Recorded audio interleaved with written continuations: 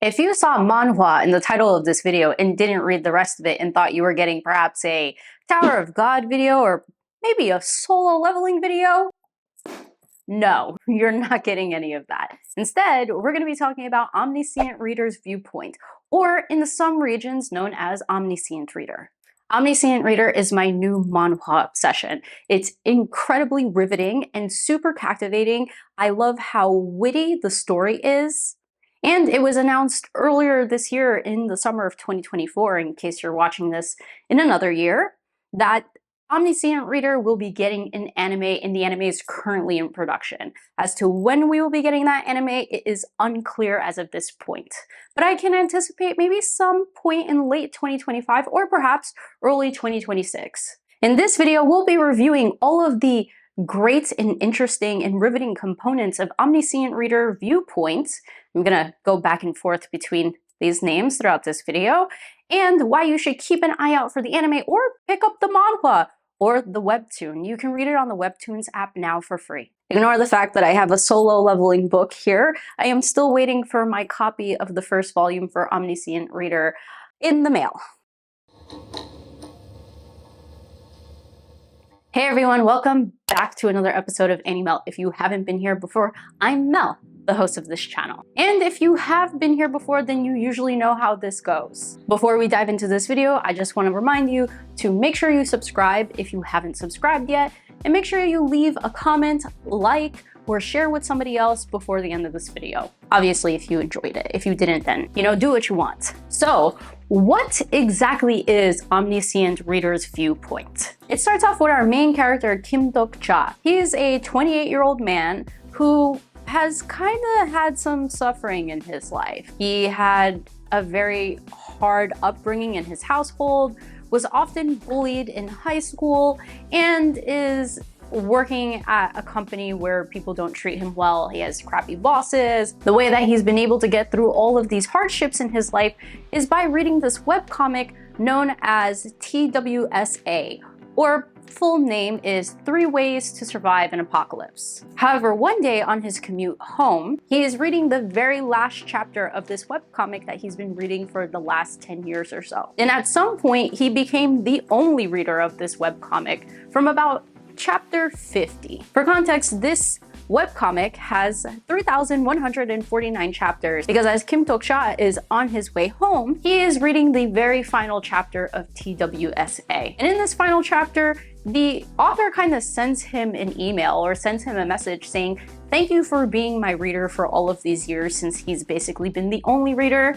Sends him a manuscript of the entire storyline of TWSA and says, "Hey, I think you're gonna need this. Good luck," basically. And as the reader, you're kind of like, why the f did the author send him his entire manuscript? Like, that's really nice of him, but I don't understand. And there's a notification that pops up for this webcomic that says, in the next few hours, this content is no longer going to be free. You're now going to have to pay for it in order for you to access the content. So yeah, things already feel very sus, but you're kind of just following along at this point because it's like, okay, what's the worst that can happen? Well, it turns out from the point that that story ends and from the point that Dok-cha gets the full manuscript to his phone, things start to go ape on the train that he's riding on, and suddenly the world that he's in, the world that he's been familiar with for the past 28 years, starts to change and warp into the same reality and universe in TWSA that was written by this author that he's been reading for over 10 years. So our main character and protagonist of Omniscient Reader, Dok-cha, becomes overpowered in the sense that he has been the only reader of this story, and the series of events that come to pass are as told in the story that he's been reading. And since a lot of people didn't bother to read past chapter 50, there's a lot of people in the dark.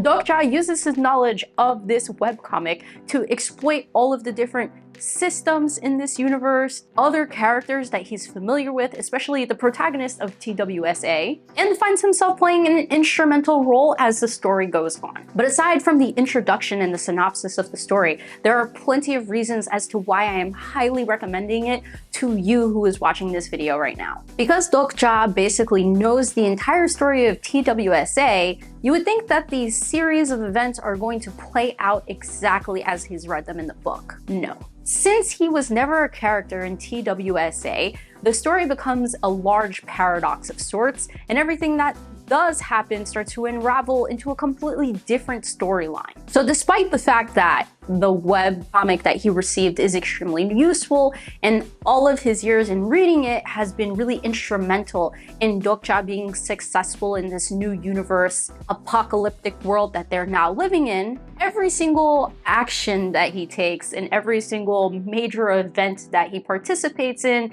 ends up warping the story more and more as we go on. Obviously, just his involvement in the story will change it because there never is or was a character known as Kim Dokja in the original TWSA that he's read. Two is that even though he knows that his involvement could create changes in the story as he knows it, he tries to go around using the main character's name, which is Jung-hyuk. Someone please correct me if I'm saying that wrong. But that ends up backfiring quite a lot on him because this guy Jung-hyuk ends up being very fond of him at some point and starts using his name when people ask him who he is. So it's a really interesting conundrum because Kim Dokja ends up getting famous for multiple reasons. Additionally, there are some things that may start to unfold with other characters that Dokja is familiar with from the storyline, but because he has the point of view as a reader, as indicated by the title of the manhwa, there are some things that you may not be able to grasp in a fully fleshed out real 3D universe that is written in a book. For example, there may be certain characters' intentions that may not be fully understood within TWSA just based on the way that the author is writing the book. The author is writing the book from the point of view of Jung-hyuk, who is our protagonist of TWSA and is the secondary protagonist of Omniscient Reader. But because these point of views are a little bit unreliable, Dokja ends up in some circumstances where he's like, wait, this is not how it's supposed to go, or wait, I didn't know this part about this character, and certain characters start to take different actions that you wouldn't normally expect based on what he's read from the story. So despite the fact that Dokja is overpowered in the sense that he knows everything that goes on in TWSA, which is now the new universe that they live in, the story starts to break and fall apart due to these various reasons. So even though Dokja is basically overpowered due to all of his knowledge that he has on TWSA and basically the new universe that they are now living in, the story proves to continue to unravel in so many different ways that Dokja has not been able to predict. So the story continues to be riveting and exciting when our main character cannot anticipate what's coming next and has to struggle to surpass what they call scenarios in this storyline. One of my favorite parts about Omniscient Reader is that everyone in this entire story, or most people in the story, have a constellation that supports them, which in turn gives them very special abilities to overcome what they call scenarios and catastrophes within the new universe that they're living in now. And as you can imagine, Dokja also has special abilities, but his abilities are more in alignment with the fact that he knows almost everything about the TWSA universe, which gives him the ability Omniscient Reader's Viewpoint, which is the same name as the title for the manhwa. And this ability, along with some other abilities, I find is incredibly witty, humorous, and maybe borderline genius considering who Dokja is and what his role is in the story of Omniscient Reader's Viewpoint. With his first ability, Omniscient Reader's Viewpoint, he has 3 different abilities or 3 different levels of this ability that he can activate. One is that when he encounters a character and is able to gain some slight understanding about this character, understand what their motives are, what their thinking is, and just like better know them as a person, he's able to kind of like predict their movements, especially if he's in a fight, aka major observation hockey. Number 2 is that when he continues to understand this character, he's able to read their thoughts. So he's able to get inside their minds, which is very interesting because from a reader's perspective, at times you're in the minds of certain characters. Like you're sometimes able to hear like their monologues, and you're able to get different perspectives on them that perhaps other characters within the story may not be able to acquire. And the last stage, which has two parts to it, one part I won't reveal because even though there are quite a bit of spoilers in this video, I don't want to spoil everything for you. But this third stage is that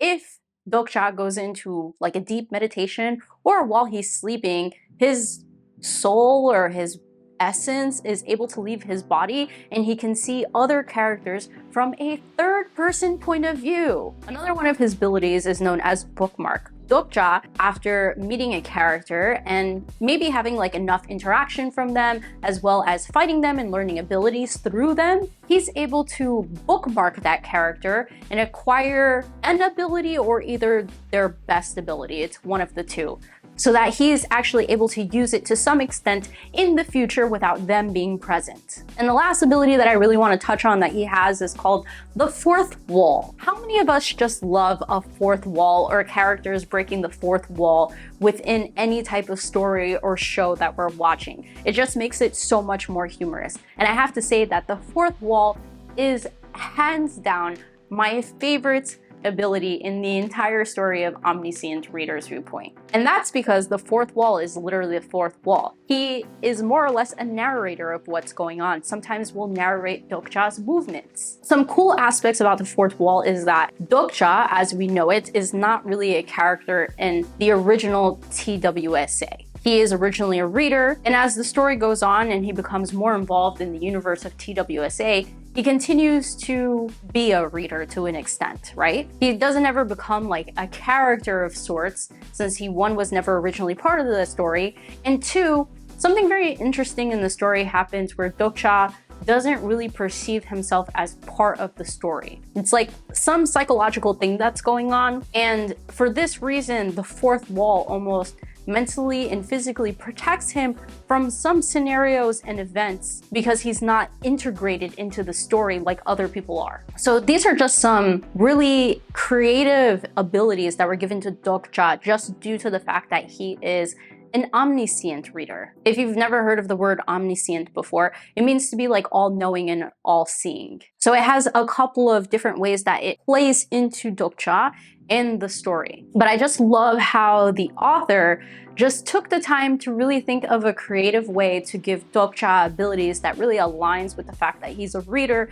and takes all of these literary elements and embeds them into these abilities. This reason alone is one of the main reasons that I found myself so attached and engaged with the story of Omniscient Reader. The author does a really nice job in furthering the concept of being a reader within the story with this whole messaging and idea of how important it is for you to reread a story again. Since Dokja has probably only read the story of TWSA once, it gets brought to his attention that sometimes when you reread a story, you may start to notice new things that you never noticed before. The author continues to drive home this whole concept about being a reader and how readers garner information from what they're reading, but how rereading it a second time or reading it a second time can actually prove to be a different reading experience. This does help Dokja in some sense remember events. That's one thing rereading can do. Two, you can see where authors foreshadow certain events that are to come, or at times you can learn more about characters because you've read the story in full, you know what a character fully becomes by the end of the story, or you understand all of their intentions or whatever intentions are conveyed in the story by the end of the story. But by rereading them, sometimes in reading their thoughts or their actions, they may read differently a second time than they did the first time because you didn't know what was coming next. And it almost at some point felt like the author was telling us, the author from Omniscient Reader was also telling us that it might do us some good to reread the story of Omniscient Reader's Viewpoint, which I've yet to do, but you know what? I'm ready to.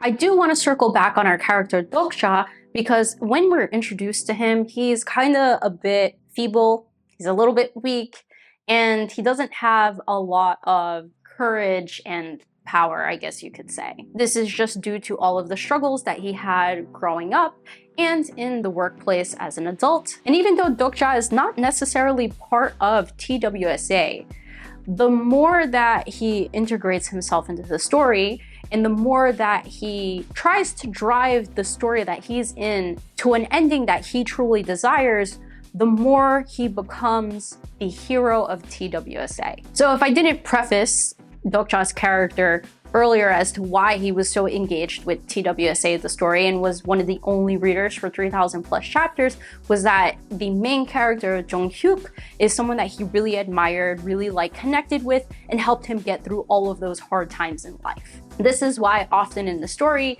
he will use Jong-hyuk's name whenever anybody asks him who he is. At times, he doesn't want to reveal his identity, so he uses his hero's identity instead. And oftentimes it is mentioned that he wants to drive the ending of the story to a way that he sees it or he desires. I figured that the way TWSA probably originally ended was satisfactory, but not the ending that he wanted.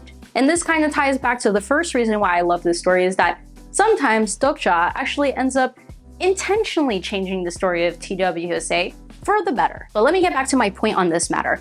Dokja ends up turning into a completely different person, or actually ends up turning into a person that he's always wanted to be. In seeing Jong-hyuk as this character that he always wanted to emulate, he becomes his own character of sorts, becomes famous in his own way, and ends up becoming, I guess you could say, the hero of the new version of TWSA that he sees, and of the entire story of Omniscient Reader's Viewpoint. Because in the beginning, you get the impression that perhaps he's going to be like a secondary hero, or maybe they're going to be deuteragonists, with Jong-hyuk technically being the main character of this universe. But Dokja becomes more and more famous and more prominent as the story goes on. Like I said, this is a paradox and conundrum of sorts, but if you read it or watch it when the anime comes out, you'll fully start to understand some of the complexities of the storyline, but the intelligence behind it as well. My final reasons as to why I really love this story of Omniscient Reader's Viewpoint,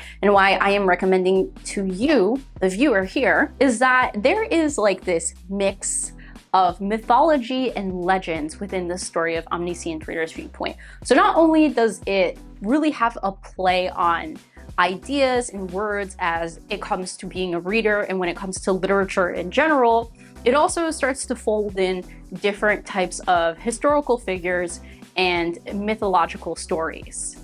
And the whole aspect of Omniscient Reader is that there's this symbolism behind stories here. As I mentioned earlier, there are these characters and concepts within Omniscient Reader's Viewpoint that are called constellations. These constellations support certain players or characters within the story of Omniscient Reader and TWSA's original story, because if they support these characters within these different scenarios and stuff like that, they can acquire stories themselves. These constellations can acquire stories themselves, and the more stories that a constellation acquires, or a person acquires attached to that constellation, the more famous they become, and I guess the more powerful they become. And they highlight some really famous mythologies to help drive this concept home. So there's a whole nebula with multiple constellation that's called Olympus. I mean, that should be a dead giveaway that everyone within the nebula of Olympus are Greek mythology characters. So one of the most involved and prominent Greek mythology characters within the story of Omniscient Reader is Persephone. You'll also find the involvement of other Greek mythology characters like Dionysus. So I found that element really cool and really captivating, but I didn't realize what they were really doing until they started introducing Chinese mythology as well, like the Monkey King, Sun Wukong. And there were other mythologies like Norse mythology, like Thor and Loki and things of that nature. And then sometimes historical figures. So within Korea specifically, they mentioned some historical figures within Korean history. It's also really cool how each of these constellations, when they do support a specific character, the abilities that they acquire in order to survive in this now apocalyptic universe also align well with their constellation and what they represent. There are many more minor reasons as to why I love Omniscient Reader's Viewpoint. I mean, there are some really humorous moments that you'll find within the storyline. there is this semi-ship within the story of Dokja and Junghyuk. Maybe they'll end up together by the end of Omniscient Reader's Viewpoint. I don't know. But I'm really like shipping them at this point, the way that they keep comedically attaching them together as a couple of sorts. And then as of 200-something webtoon chapters, it continues to introduce new elements so that the story does not get stale and that we don't get repetitive subplots. So if you enjoy a story like this one, I highly recommend that you either buy the Manhwa. Ize Press is the publisher for all of the English translations in the United States, and maybe in other countries, I'm not entirely sure. So if you want to buy it, you can buy it from them. Or like I mentioned earlier in the video, you can read it on Webtoons for free right now. But if you want to wait for the anime, then we're just gonna have to sit around and wait a little bit because we don't have a date yet. But if you subscribe to my channel and my other social media platforms, I will keep you up to date as to when we actually get an announcement as to when the anime will be getting released, or posting any type of news or videos as to any updates that we get on Omniscient Reader's Viewpoint. I hope you enjoyed this video. Like, share, and comment. I'd love to know your thoughts around this video. If you are reading Omniscient Reader's Viewpoint, I'd love to hear how you're enjoying the story. However, that's gonna do it for me. Thank you so much as always. I truly appreciate every single one of you that's watching it, every single one of you that's subscribed to my channel. This journey has been really fun to say in the least, and I'm gonna continue doing it, but I'd just like to take the opportunity to thank you with more words today. But I will catch you all on the next one. Bye!